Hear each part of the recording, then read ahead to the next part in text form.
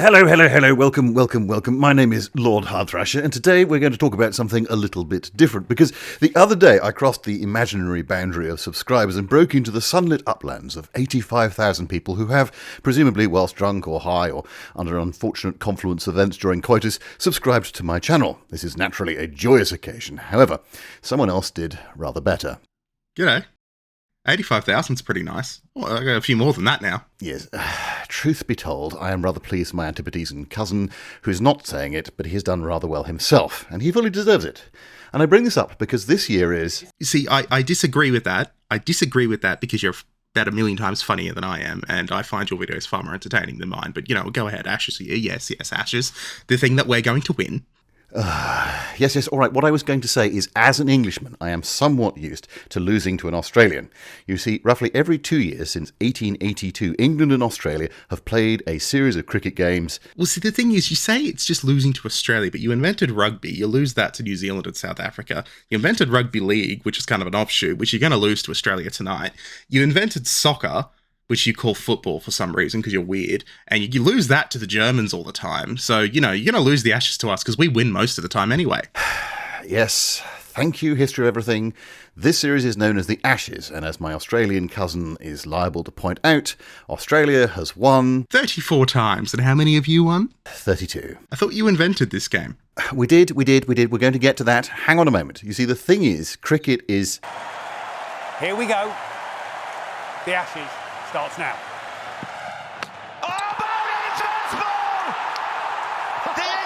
Indeed.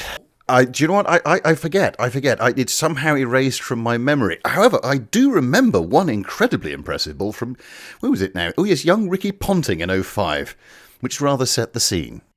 We don't talk about that ball. That never happened. Anyway, problem for our Yank friends over here is they're not going to have an absolute clue what's going on. Let alone the fact that they're not going to realise that part of the reason cricket actually is played internationally is because of them. Something they may not consider at all, and it's the fault of the US Civil War and the KKK and all those funny people who wear weird sort of hats and have particular loves for their cousins that they don't play cricket anymore. But don't worry, it's coming back. So we thought we'd get together and tell you a bit about the sport, the history, how it works, and, well, why it matters so much, and why every 2 years England and Australia are prepared to go to war and, well, wipe each other out to a man. Now, this isn't going to be a totally comprehensive guide to everything to do with cricket, because frankly, that would be as dull as fuck. There's videos out there if you're keen, and we can provide you links and so forth. Would you mind, History of Everything, if I start with some of the basic laws of the game, and perhaps you could cover some of the origins? Well, yeah, it definitely could do that. And, make sure you call them laws the whole time, because if you don't, someone from the MCC is going to come spit at you and then steal, your first 3 born children, even if they don't exist yet. They'll sign a lease to own them if you call it rules instead of laws, and you know that better than I do. Yes, quite right. I won't be able to keep my passport if I call it anything other than laws. Right, okay, so, all right, first things first. Unlike football or chess or something, as we've just talked about there, cricket has laws, because we do things properly in this game. It's played between 2 teams of 11. Each side will take turns with 1 batting and 1 fielding, exactly like our American cousins do in their game of rounders. Baseball. When you score points, they're called runs for reasons that will become abundantly clear in a second. The aim is to score more runs than the opposition, do that and you win. See? Easy, don't know what all the fuss is about. Honestly, grasp this concept and everything else follows. Cricket is normally played on a circular or oval pitch, normally.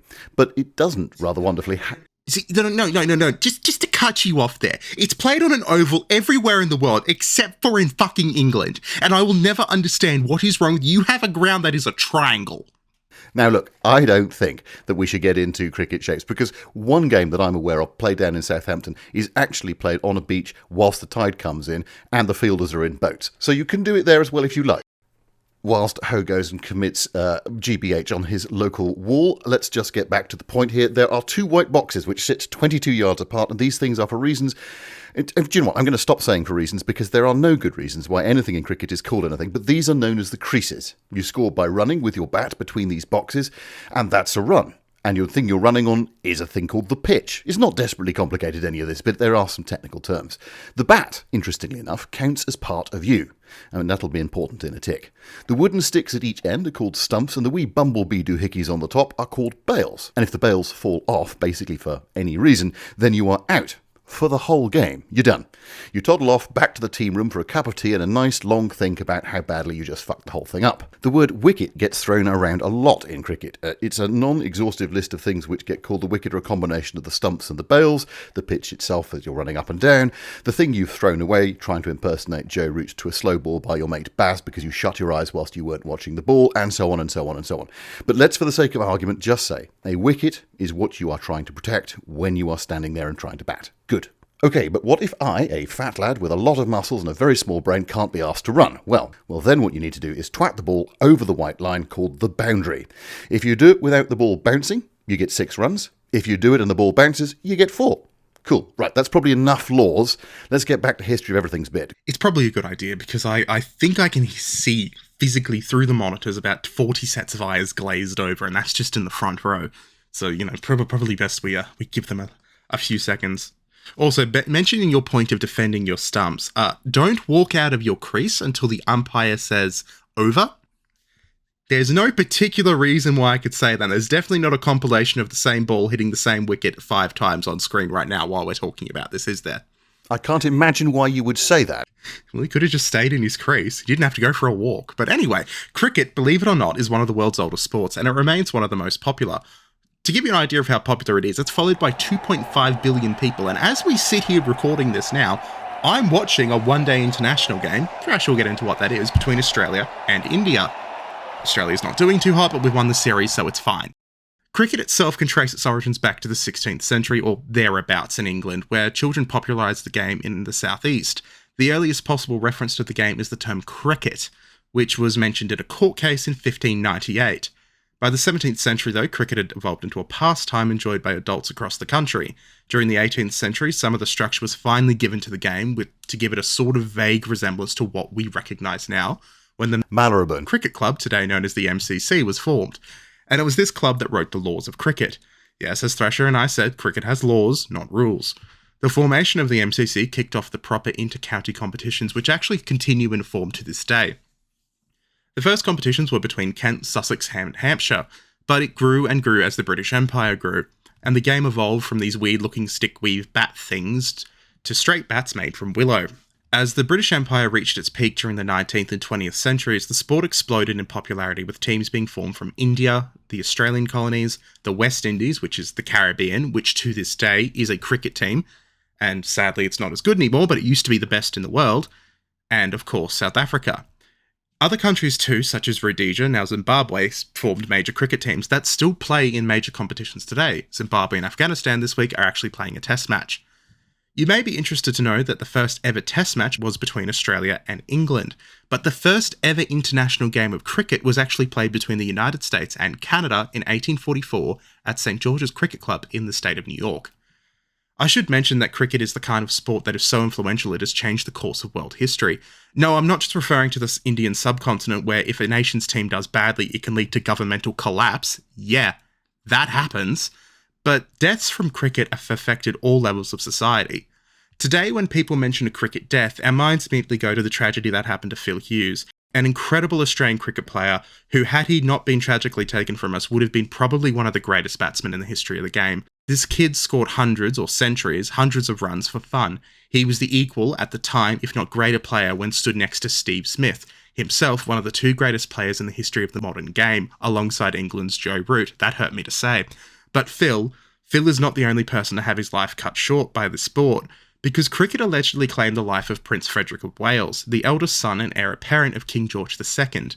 Yeah, that George II, the predecessor of George III, the king of the British Empire at the time of the US Revolution and the colonisation of Australia. The Prince of Wales was a massive cricket nut, and one day while playing a game, he was allegedly struck hard by a ball. He would later die on the 31st of March 1751 from either an abscess caused by the ball or a pulmonary embolism, but just keep that in mind. The whole US Revolution, all the propaganda about George III, the fact that he may have gone a little loopy, he was only king because his predecessor, as Prince of Wales, had died playing cricket. Cricket has played a massive part in world history. Now look here. George III was a fine and completely sane king, and I will not have a word said against him. That's our monarchy you're taking the mickey out of there, young man, and I will remind you that you should respect it. It's my monarchy too. We both have the same monarchy. Well, we don't, but that's a whole other topic. It's the same person. He was my king too. I'll call him crazy if I want it. Okay, fair enough. Now, that is actually fair enough. I will maintain, however, that George III was an entirely sane king who was just deposed by a bunch of traitors who sent him mad with the sadness and loss, just because he didn't want to pay any bloody taxes. But it all worked out fine in the end. Put the musket down. Put the musket down. The Americans aren't in the room with us. It's okay. A few moments later. Anyway, laws of cricket. Where were we? Oh yes. Getting people out. You're the fielding side. How do you remove the opposition? Well, there's 10 ways, but life is much too short. So let's do the basics, and the pedants and the comments can fill in the blanks because they will many, many times over. Right, first of all, most obviously, you can get bowled out. That is, the bowler comes down the crease, bowls the ball, it goes straight through and hits the stumps. Congratulations, you've been bowled, report to the dressing room. Caught out. Basically the same thing, but you clobber the ball, it goes up in the air, and some gorilla with shovels for hands grabs it before it hits the ground. Again, you're out caught. Third, you can be caught behind. You think you're going to twat this one, but screw it up, it hits the bat and goes behind you, and the wicketkeeper, that's the bloke with the gloves, catches it. You're out. And just for funsies, your hands or your gloves count as part of the equipment you're carrying, and therefore part of the bat when you get caught, but your head and your body don't, a fact we will come back to in a moment. Worse by far, then, is number 4, where the batter steps out of his crease, normally going forward and trying to really twat that ball, and the prick behind him catches the ball without it being hit, and hits the stumps with it. That's called imaginatively being stumped. Where was I? Oh yes, number 5, run out. Basically, once you've hit the ball, you have to make it into the crease at the other end before the ball is hit against the stumps and dislodges the bails. That sounds complicated. Basically, somebody's going to throw the ball from one end at the other, and they're going to try and hit the stumps before you get to your crease. So, judging when and when not to run is really important, and if you screw that up, tell your partner to run, then they get out as a result, you'll be as popular as a catch it in a wedding bouquet. Number 6, if the bowler bowls and hits all your legs or your pads, and the umpire reckons that it would have gone on to hit the stumps, then you are out LBW, or leg before wicket. There are arcane rules around that, but for now it'll do. You don't need to worry. You can watch replays on the internet and they'll explain everything in great detail. I reckon that's probably enough ways to get out for us to talk about today, and those, honestly, if you get your head around them, you will understand the basics of cricket. You'll have noticed here when you watch this footage that the bowler is coming in with his arm straight, and it doesn't look like a pitch that you'd see in baseball. And you might be thinking, well, that doesn't look too bad. How fast can it really go? Well, look, this pitch is 22 yards long, as we mentioned a minute ago, and a decent male fast bowler comes in, he'll bowl a ball that travels between, 85, 90 miles an hour, something like that, and the women these days aren't that far behind. Just to interject when he says 85 to 90 miles an hour, for the rest of the world that's, evolved, that's up to 140 to 150 kilometres an hour. No one really speaks in kilometres, do they, when they talk about speed? It's a well-known fact that everywhere in the world that's sensible, you talk about miles an hour for speed in kilometres when you're walking. It's really simple. I don't know why this is confusing. Hearing noise coming out of here, I'm just not getting it. Roughly speaking, the ball will take about 0.5 of a second to go from one end of the pitch to the other. Because the speed that the brain works at, you'll have about a quarter of a second in which to react. And he's probably going to be going for your stumps, but not necessarily, because unlike baseball, he's allowed to aim for any part of the body that he wants, provided that the ball hits the pitch first. So, unlike baseball, you just need to suck that shit up if he hits you. So he can work the head, or the body, or the groin, all's fair in love and cricket. Over the years, there have been various batters who've elected to do what's called wearing a few, and they get the bat out of the way and put their body in the way. That hurts. It can break bones. It can knock you out. It can, as Ho's covered before, tragically kill you. Hence helmets these days. Back when I played, of course, it was all cloth caps. Not so fucking gentlemanly now, are we? Hey, do you remember the Bodyline tour? I do remember that. Oh, I do remember that, yes. Good. We nearly went to war over that, didn't we? We did, yes. On an interesting note, last summer when Australia beat India 3-1 in the Border Gavaskar Trophy and briefly held every single test wicket trophy we can possibly play for, not bragging at all, player Rishabh Pant, the Indian wicketkeeper, came out, and the only way he could stay in was to just cop it for 60 balls straight from our quartet of fast bowlers, who all bowl at over 140 kilometres an hour. Oh my god. That has got to have hurt. Oh, he was limping off. Fuck me, sorry. That is insane. Okay, so, if somebody grows up as a little boy and becomes an adult and they think, how can I get a job that's really, really going to hurt somebody else? Then becoming a fast bowler is not a bad choice as a career. And over the years, there have been quite a few psychopaths for both England and Australia. We, after all, had Fred Truman, Brett Lee, Bob Willis, Mitchell Starc, Stuart Broad, Dennis Lilly, and of course Jimmy Anderson. Glenn McGrath, Spencer Johnson, Mitchell Johnson. I can keep going. Yeah, all right. Australia's got something freakish with fast bowlers, I swear. See, the thing is, all these men did something very unsporting. They made the ball swerve in the air and off the pitch. And that might not be immediately obvious when you're watching some of these back again. But in that 0.25 seconds, you've got to react. That includes the time when you need to figure out where the fucking hell the bloody ball is actually going to go. Is it going to drill me in the face? Is it going at my stumps? Is it going into my nuts? Is it going into my body? Can I twat it into orbit? To give you an idea of what a normal person reacts like when these balls hit you, here's some clips of Brett Lee bowling to Piers Morgan. Okay, see, that's just funny. Right, sorry. If the ball moves by, let's say, 1 to 2 degrees and it's going fast enough, the batter won't actually have enough time to react, or it'll make them very uncertain about where the ball is going, and it'll just go ever so gently tickle the side of the bat, and the twat with the gloves behind will catch it, and the poor batter is off for his bath and biscuit in the pavilion. Watching swing bowling is subtle, terrifyingly fast, and fascinating all at the same time. So when people say, I watch cricket, I don't get it, watch fast bowling and understand what's going on there, and watch it closely, and suddenly the game begins to unlock. In a long game, known as a test match, where they'll play for 4 or 5 days, these contests make the game. They really do. And even in ODIs, some of the best bowling is when wickets aren't taken. The second ODI I played against India in October of 2025, the best bowler was Josh Hazlewood. Took no wickets, but over 10 overs, so 60 balls, he only leaked 29 runs. And he had the Indian batsmen basically defending and taking it on the body and just doing whatever they could to survive. It was some of the most incredible bowling I've ever seen. And this is part of the subtlety of the game that others might not get. When you first come and look at it, you just see a bunch of guys standing around on a pitch. But of course, not all bowlers are quicks. Some of them perform the dark art of spin bowling. It's less dangerous to one's life, but just as dangerous to one's wicket. These mad lads spin the ball so much that it pitches around at crazy angles. This ball is just freakish. Can we just point out that ball that from Shane Warne there is freakish? Like, he was flat out said himself, he never could replicate this, so he has no idea how he did it. But it's completely freakish. And for those wondering, Shane Warne has taken the most wickets of any Australian in history, over 700, and he's got like half a dozen different cricket grounds and pavilions named after him, including at the MCG, or the Melbourne Cricket Ground.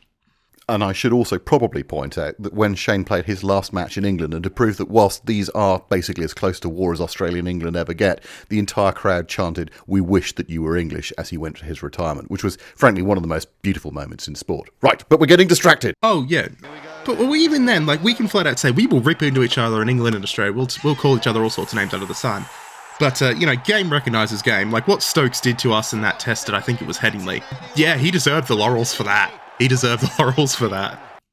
This is the spirit of cricket that people talk about. It is a game which is really important, and there's lots of laws around what you can and can't do, but fundamentally it comes down to the spirit of the game and the way that it's played.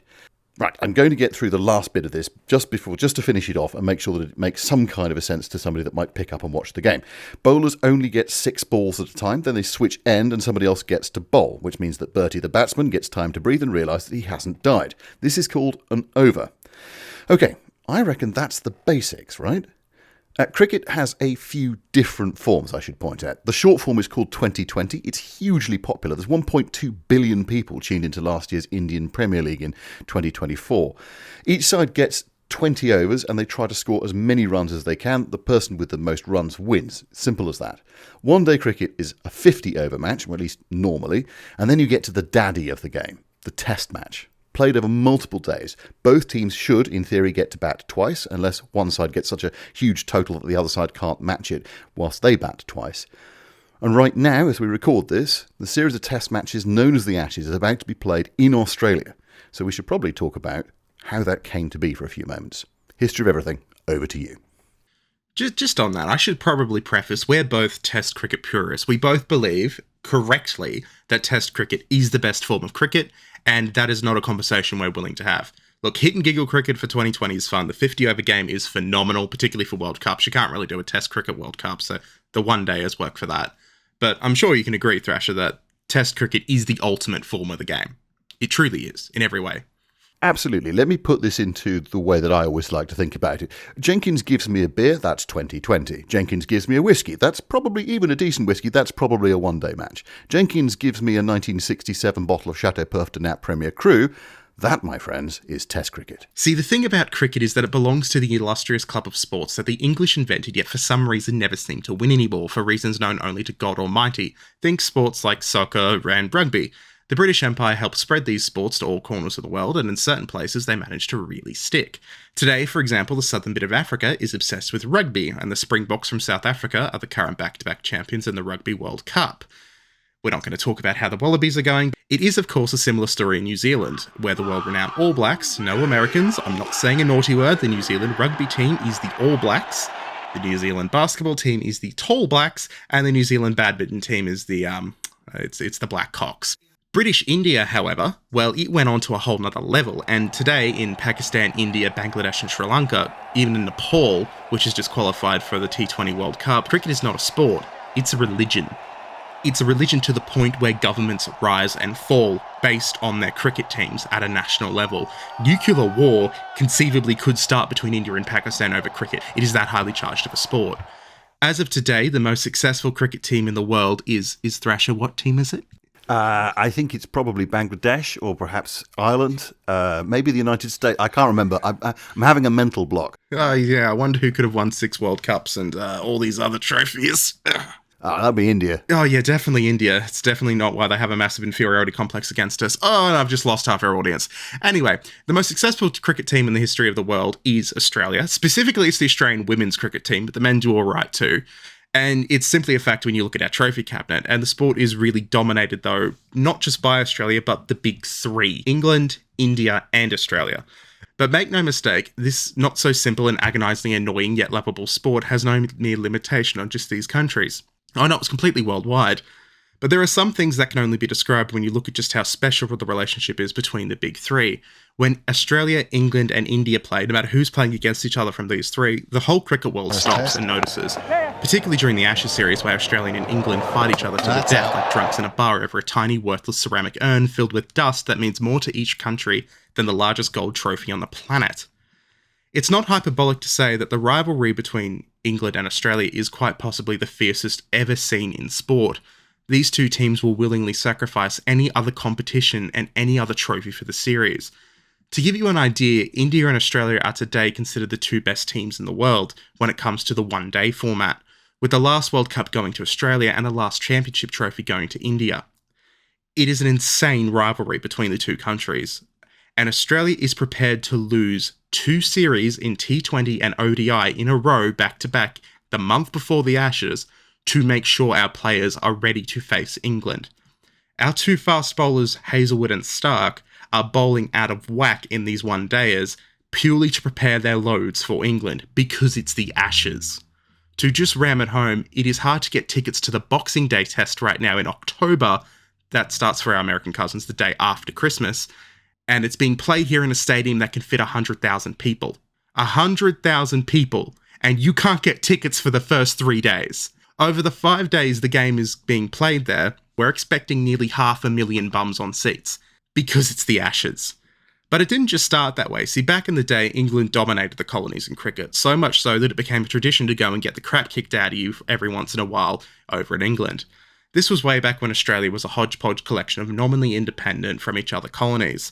Interestingly enough, back in the day, Australia's colours were not now the most famous green and gold. It used to actually be maroon and blue, which came from rugby. You would see a joint colonial team of New South Welshmen, Victorians and Queenslanders, South Australians and West Aussies, with the occasional Tasmanian joined together to make their way to England on a ship, but after a while the Australians got tired of losing and some self-reflection began. It was discovered that Australian players were treating the game as a bit of a joke, playing for fun in the summer and then drinking a lot in the winter, and so a few guys got together with a plan to make the cricketing team not as fat, and to beat England. So, to do that, Australia actually went and invented a whole new sport, which is now the most popular sport in the country. This is an insane story. You're telling me that the Australian team invented an entirely different sport in order to beat the English at the first sport. That's nuts. Yes, and it is now more popular in Australia than the first sport, and cricket and AFL live in a symbiotic relationship these days. Today, footy is the biggest sport in the nation, regularly packing the MCG with 100,000 screaming fans every grand final, but it all started as an offshoot of the great game of cricket, and every summer the goalposts are taken out of the grounds and you can watch the cricket pitches start to be made, and when you get to the end of the cricket season as well, as you're walking out of the last cricket game, say at Manuka Oval in Canberra, you'll watch the groundsman go out and begin to break up the pitch to start to grow the grass again for the AFL season. This grand plan worked, mind you, and in 1882, Australia belted England so badly that on the 9th of September that year, the following poem was written. Well done, cornstalks, whipped us, fair and square. Was it luck that tripped us? Was it scare? Kangaroo land's demon, our own, want of devil, coolness, nerve and backbone. Now, this was followed up on August 31st with a obituary of sorts being written in a cricket magazine that read, "Sacred to the memory of England's supremacy in the cricket field, which expired on the 29th day of August at the Oval. Its end was Pete." And lastly, the most famous of all obituaries that appeared in the Sporting Times read, "In affectionate remembrance of English cricket which died at the Oval on the 29th of August, 1882. Deeply lamented by a large circle of sorrowing friends and acquaintances. Rest in peace." And then there was a little amendment at the bottom, "The body will be cremated and the ashes taken to Australia." The press didn't know it yet, but this was the birth of sport's greatest rivalry. As the obituary said, the bales, or these little things from the wickets that doohickeys Thrasher mentioned, were taken and burnt, put inside the little urn and given to Australia. And so a quest began in England to regain the ashes. Later on, when England toured Australia later that year, Captain Ivo Bligh vowed to recover those ashes. During the tour, England won 2 of the 3 tests, and Bligh was presented with a small terracotta urn, reportedly by a group of Melbourne women as a symbol of the ashes. The urn, believed to contain the ashes of the burnt bales, has since become one of sport's most iconic trophies. And like I said, it's more important to Australia and England than any kind of gold trophy in the world. It now permanently resides at the Lord's Cricket Ground in London. Though the teams still compete for its symbolic possession, we just don't want to, obviously break this little ceramic urn by franking it around the world every 2 years. Okay, so now you know a bit about how the game is played, and a bit about the history of the game, but most importantly about the Ashes. And it starts once more in Australia at Perth in a few days' time. And I, for one, will be hiding behind my sofa for the next few weeks. Come on, England! Oh, what a start that is from Crawley. Oh, actually, before you go, one quick thing. Jenkins has just handed me a script here. Where are we? Ollie and Bill, the lads behind Squire here on YouTube, have started a podcast called History Bang on Spotify, and it is, as they would say, bloody brilliant. Every episode they come together to go all the way through some of the most amazing stories from history, gently teasing and tickling every crevice and fold of amazing stories from the past, from the well-known vanilla stories like the raid on Saint-Nazaire to the more specialist niche stuff like the last battle on English soil or the tunnel diggers on the Western Front. Whatever the topic, they give it a thorough going over. So, if you're ready to slip into something more comfortable, or indeed submit to a little education, you can find History Bang on Spotify. And if this script is anything to go by, Jenkins, probably down your local sex dungeon as well. Anyway, sorry about that, got away from a little bit. History Bang, for all your banging history needs. History Bang!